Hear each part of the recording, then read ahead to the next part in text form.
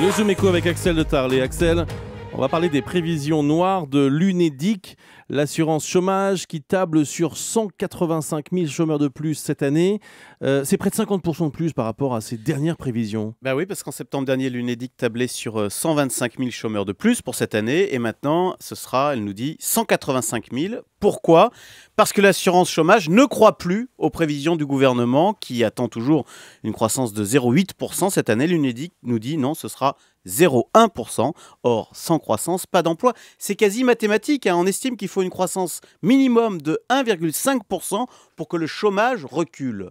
Comment on fait alors si la croissance ne revient pas ? C'est la vraie question, parce qu'évidemment, les emplois aidés ne suffiront pas. Vous pouvez donner toutes les aides de la terre à un patron. Si ce patron n'a pas de commande, il n'embauchera pas. D'où toutes ces réformes de structure, comme on dit, sur la compétitivité, sur la souplesse, pour faire repartir cette croissance, si possible, d'ici la fin de l'année, puisque François Hollande a promis d'inverser la courbe du chômage d'ici 1 an.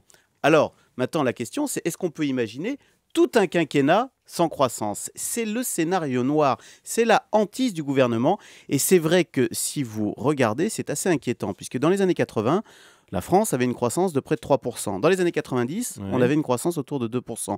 Les années 2000, 1%. Et vous me voyez venir, la question c'est maintenant, les années 2010, zéro. Sera-t-on à zéro? Et si c'est le cas, est-ce qu'on est condamné au chômage de masse ? Eh bien écoutez, il reste des solutions extrêmes pour lutter contre le chômage, mais des solutions extrêmes, ça veut dire qu'elles vont mettre des centaines de milliers de jeunes dans la rue. Alors c'est quoi ? C'est le SMIC jeune, par exemple, un SMIC qui serait payé 80% de la normale. Immédiatement, vous créez des emplois. Ou bien, autre solution extrême, le SMIC régional.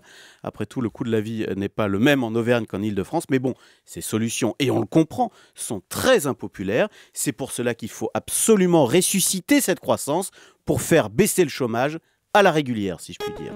Le chiffre du jour, 550 000. C'est le nombre de créations d'entreprises l'an dernier, un chiffre stable. Plus de la moitié de ces créations, ce sont des auto-entrepreneurs. Et parmi eux, bien sûr, beaucoup de chômeurs qui se lancent et créent ainsi leur propre emploi. Merci Axel de Tarlet.